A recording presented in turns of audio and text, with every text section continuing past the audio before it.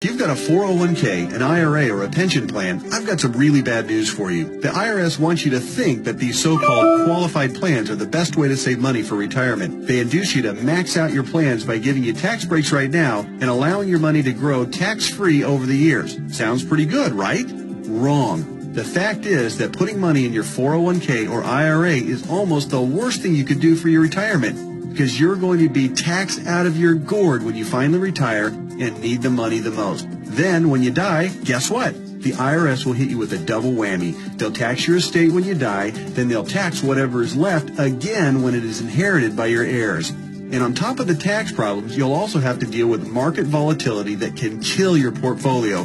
Just think about 2001 and 2008. What if there were a way to avoid tax burdens at retirement, avoid portfolio-killing down years in the market, and virtually eliminate any worries you may have about outliving your money during retirement? On this video, I want to show you an IRS-approved class of tax-friendly retirement savings vehicles that beats the pants off your IRA, 401k, or pension plan. They've been around for years, are offered by the oldest, largest, and most financially stable institutions in the world, and allow your money to grow tax-free, just like your current qualified plan, but has zero taxes when the money is dispersed at retirement. Think about that for a minute. Zero taxes on your estate when you die, and zero taxes when the money is transferred to your heirs at death. Listen to that one more time. Zero taxes as your money grows, zero taxes when the money is distributed, and zero on your estate when you die, and zero taxes on the money inherited by your family. Zero. And here's the best part. Unlike your qualified plan, there is no risk that you will lose principal on the investment during a down market. If the market tanks like it did in 2008, your worst-case scenario is no gain, but no loss either. What I'm talking about is a retirement savings vehicle that will help make sure you don't outlive your money during retirement. Are you intrigued? Well, you should be. I want to take a few minutes right now to share with you an important message about the best retirement savings vehicle you've never heard of. Let's start by talking about the IRS. They desperately want you to think that an IRA is the best way to grow your money for retirement. You know what? It's not even close. I'm talking about what the IRS calls qualified plans, IRAs, 401ks, pension plans, and so forth. Compared to traditional brokerage accounts where you normally buy stocks, bonds, and mutual funds, these qualified plans have some really good tax advantages. First, you can invest in a qualified plan with before tax dollars. Number two, you don't have to pay taxes on these gains every year like you do on regular stocks and mutual funds, so your money grows tax deferred. It's not taxed until you take the money out when you finally retire. That means you have more money working for you during those years leading up to retirement. Sounds pretty good, right? Well, yeah. Compared to a regular brokerage account, sure. But that's like saying a bicycle is the best mode of transportation going. Of course, a bike beats the heck out of walking, especially if you're trying to travel outside of your immediate neighborhood. But what if you're trying to travel across town or clear across the country? You might want to try a car. And what if you're trying to get overseas? Walking's out of the question. And that bicycle is pretty much worthless. You'd be much better off in a jet plane. So just to make sure you're following my analogy, a regular brokerage account is like walking, lots of tax problems. A qualified plan is like a bicycle or maybe even a beat-up old car. Better than walking, but not super helpful on extra long trips like, say, retirement. What I'm going to show you on this video is like having your very own top-of-the-line private jet, fully fueled and ready to go with your own personal pilot. Yeah, it's that much better. The key to really maximizing your retirement savings is to understand the difference between tax-deferred and tax-free.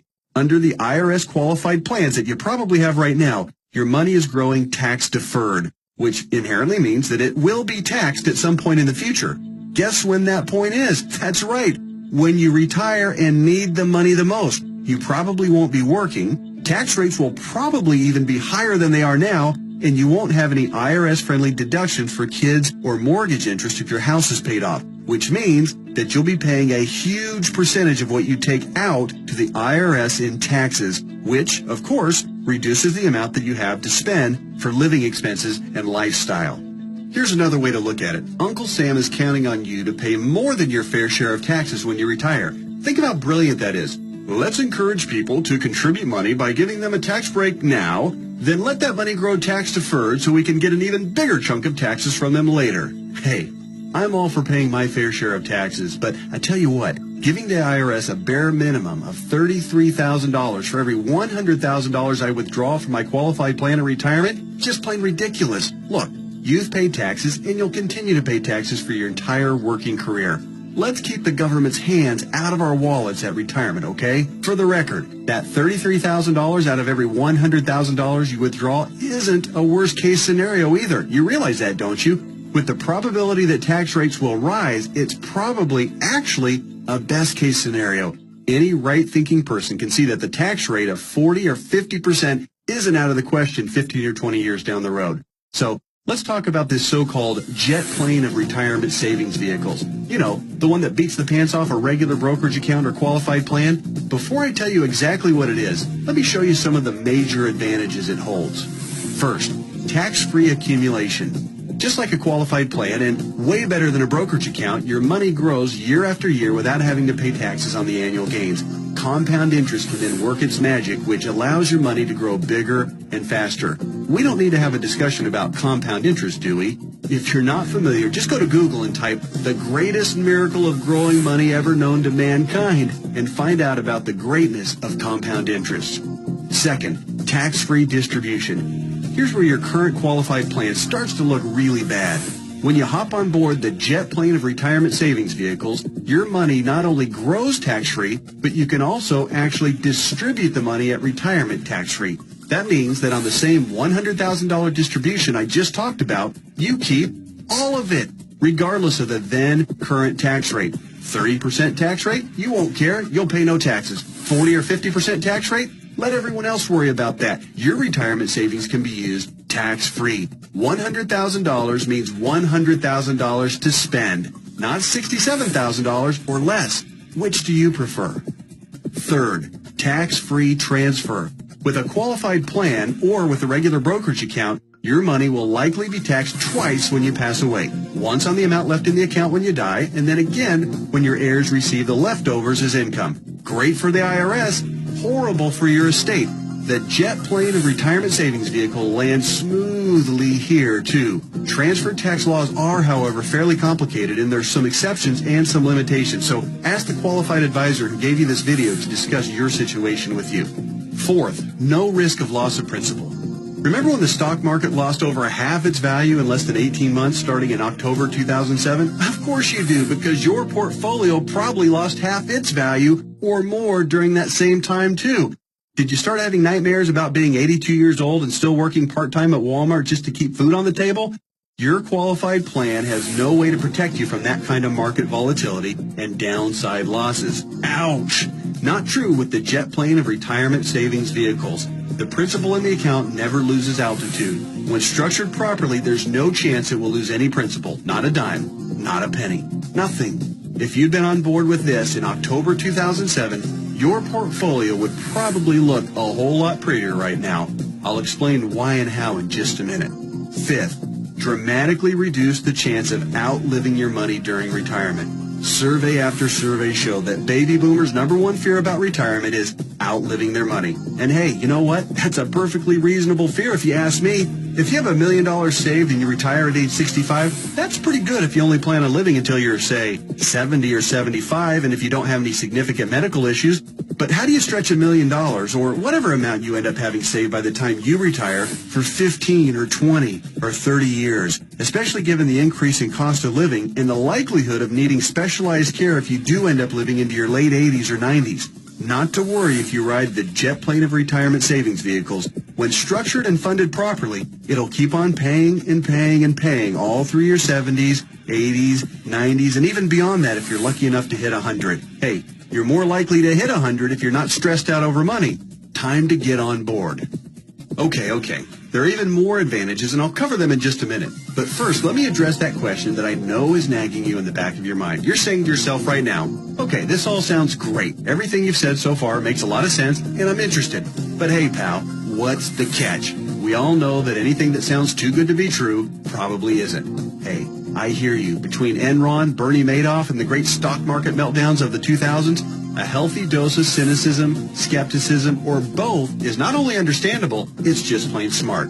I'll tell you what the catch is, and trust me, it's more like 6 seconds of turbulence on your 6-hour flight to Hawaii on your personal jet plane then a catch. But first, a quick reality check. Just because you've never heard of this before doesn't mean that it doesn't exist, doesn't mean that hundreds of thousands of people aren't already using it, and doesn't mean that all of the advantages that I've talked about aren't absolutely real and sitting there just waiting for you. So, here's the 6 seconds of turbulence catch.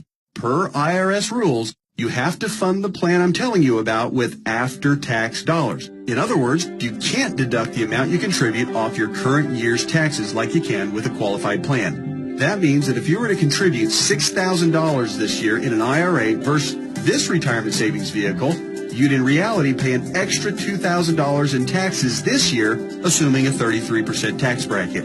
If you're in a lower tax bracket, naturally, your tax savings would be less. That sounds like a drawback, right? Well, actually, no. To understand why funding with after-tax dollars instead of before-tax dollars like you would with a qualified plan is not a drawback, you just need to understand the alternatives. Answer this philosophical question. If you were a farmer, would you rather pay taxes on the small sack of seeds when you purchase them in the spring, or would you rather pay taxes on your entire harvest when you sell it in the fall? Well, do the math.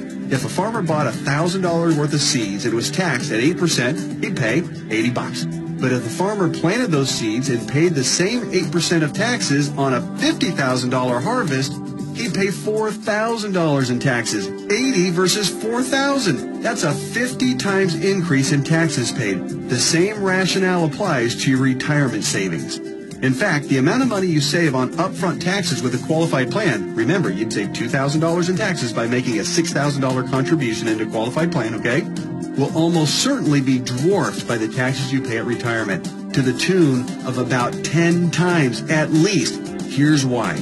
If your $6,000 grows to $100,000 over the course of the next 30 years, remember the magic of compound interest. This is very reasonable. You'll pay at least $33,000 in taxes on the harvest. We already talked about this earlier. That's $33,000 straight to the IRS right when you'll be needing it the most.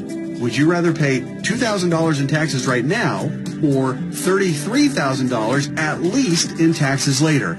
It's as simple as seeds and harvest. I've said it once and I'll say it again. No wonder Uncle Sam loves qualified plans so much. It's his way of protecting his financial future. Okay. So let me go ahead and draw back the curtain and show you what the jet plane of retirement savings vehicle is. Just do me a favor and hear me out, because I'm going to admit it right now, right up front, it might sound a little, well, boring right at first. That's because it's a life insurance product called Indexed Universal Life Contract, or IUL for short. Stick with me, Skipper. Don't be fooled by any stereotypes of what you may think an IUL is. This is different than any kind of whole life or variable life or universal life plan that you may have heard about or purchased in the past. The fact is, IUL is a lot more about savings than it is about life insurance, although it does do a nice job of providing that too. Hopefully the tax advantages and principal protection advantages I've told you about are clear enough and big enough to keep you interested. But you also need to know that the IUL, when structured and funded properly, beats the pants off of any other kind of retirement savings plan in every comparison category that matters, including growth potential, risk avoidance, liquidity of funds, flexibility of contributions, flexibility of distributions, longevity of distributions, and fees. Everything. Listen, insurance companies, by law and by track record, are extraordinarily conservative.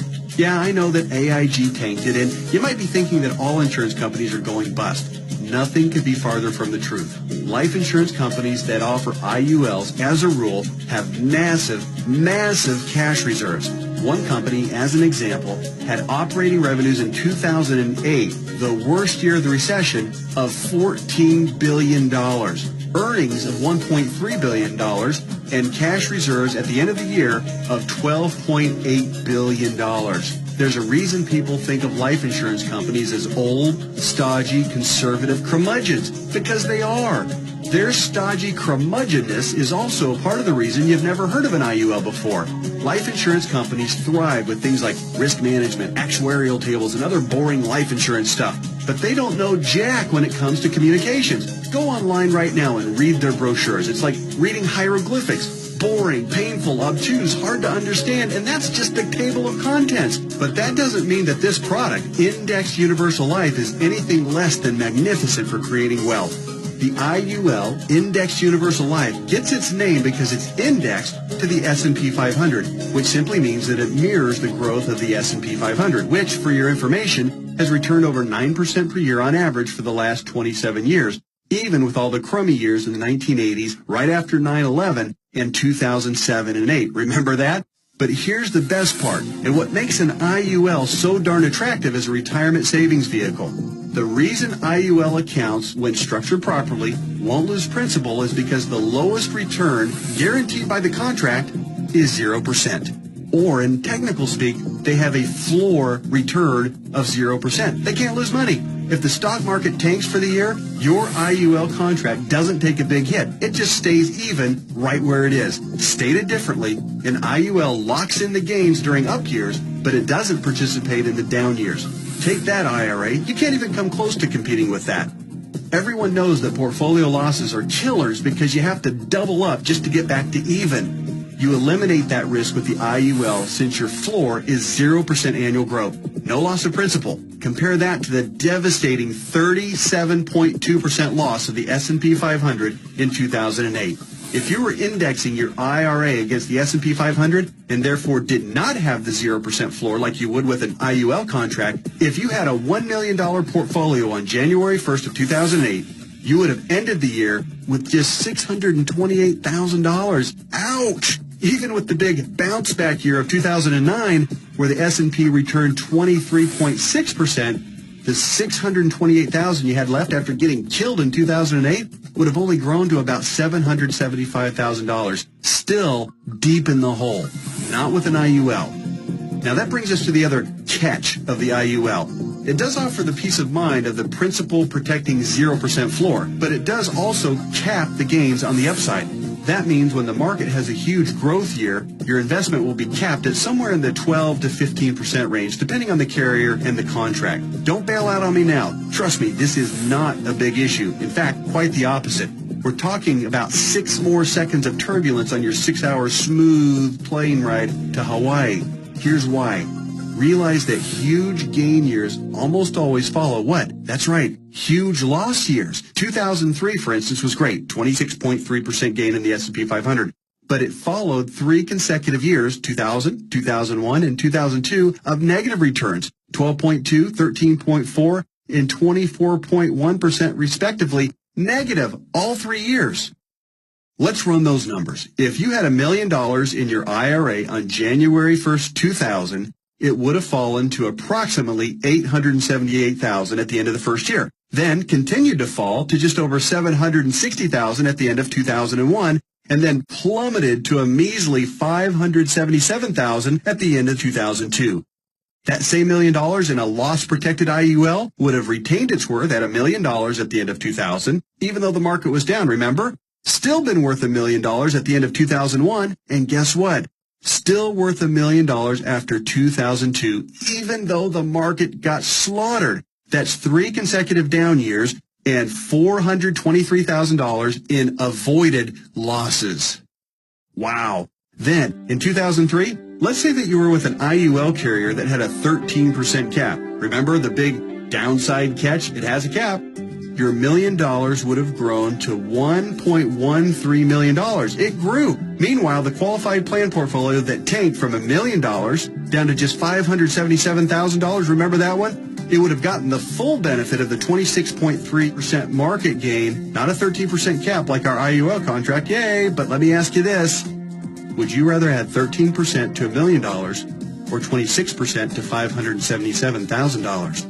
26% added to $577,000 only brings the account up to about $728,000. Again, compared to $1.13 million. This is a no-brainer. At the end of the 4-year cycle, you would have been ahead by over $400,000 with an IUL. This is real money in a worst-case scenario. The only way a qualified plan could possibly do better is if the S&P were to go up unfettered by over 15% per year for 5 or 10 consecutive years with 0 negative years. Do you really think that's going to happen?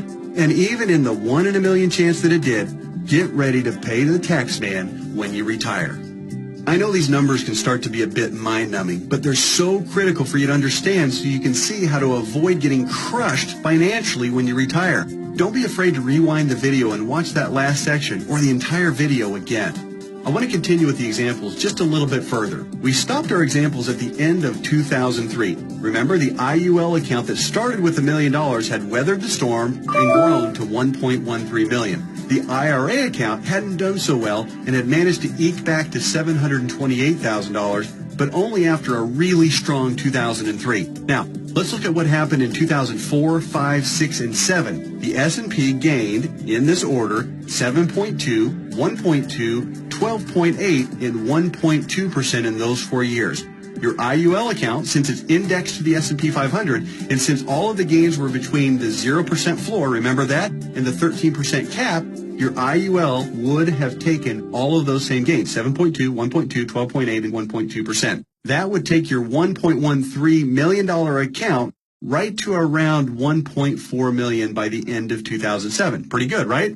Then, when the S&P got shellacked to the tune of 37% loss in 2008, since the lowest return your IUL account can get is 0%, guess what? The IUL account would have held steady at $1.4 million. No loss. Nice, isn't it? On the other hand, the IRA account would have grown from $728,000 to about $900,000 during those 4 good years. Still down by $100,000 since 2000, just in time to get crushed clear back down to $565,000 at the end of 2008. What would you rather have going into 2009? $565,000 or $1.4 million? This isn't a retirement savings vehicle for the ultra-conservative. It's a retirement savings vehicle for the ultra-intelligent. If you think market caps of 12 to 15% are a poor trade-off for a contractual guarantee of a 0% floor, you're just plain crazy. Naturally, past performance isn't an indicator of what will happen in the future, but I think it's safe to say that the market is going to have up years and down years. Protecting yourself from huge losses is one of the primary advantages of the IUL. It's impossible for me to overstate how superior the IUL is compared to your qualified plan. It's not even close. We've already covered the tax advantages. They're clear and evident. The risk avoidance issue is huge, and it favors the IUL by a country mile. But also remember, indexed universal life is also, life insurance. Here's what that means. If you die the day after you fund an IUL policy or any time thereafter, your heirs will receive a death benefit tax-free.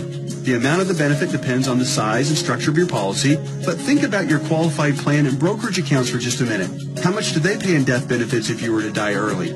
Oh yeah, none, because they're not insurance. Are you starting to see what I mean by the best retirement vehicle you've never heard of? Hey, that reminds me. Let's talk a little bit more about why you've probably never heard of an IUL before. I already told you that one of the main reasons was that stodgy old insurance companies have horrific communication skills. But there's actually a bigger reason, which is financial advisors almost never talk about IUL. Why is that? Simple math. Only licensed insurance agents can legally sell you an IUL, and most licensed money managers and brokers are not licensed to sell insurance. In other words, the guy who sells you your IRA can't, by law, sell you an indexed universal life policy. And if he can't sell it, he can't make any money on it. End of story. Your financial planner's motivation is to get you signed up for an IRA or 401k and then make money on you for life as your investment grows. They don't care about your future tax burden. Why should they? Seriously, call your investment advisor on the phone right now and ask about an IUL. Chances are 99% he or she has never even heard of it. And if they have zero working knowledge of how or why it works. How would they know? They don't know insurance products. They like to think they have a corner on the market of helping people save enough money to retire, but they don't. They're selling skateboards, bicycles, or roller skates and pretending like the big, shiny private jet doesn't even exist. The fact is, the IUL is the best possible wealth accumulation vehicle for your retirement. For most people and in most situations, it simply cannot be beat for tax advantages, safety, growth potential, liquidity, and flexibility. All right, just one more quick topic, and then we'll let your licensed insurance professional take over and discuss all the fine point details as they relate to your specific situation. And that topic is the logistics of how the IUL works. It works like a life insurance policy in the sense that you make monthly or annual contributions into your account. You will work with your advisor to determine what the optimal amount is for your situation. It'll vary depending on how many years you have left until retirement, your financial goals for retirement, and your current financial ability. The money you contribute to an IUL, like we've discussed at length, will continue to grow tax-free. Unlike a qualified plan account, you may have access to your money at any time you want or need it without a penalty before or after you retire. That's what's called flexibility. When you do pass away, the balance of the account will be passed to your heirs tax-free, just like with any other life insurance policy. The IUL really does offer the absolute best of all possible scenarios. It's tax-friendly, it's safer than safe, and it gives you flexible access to your money.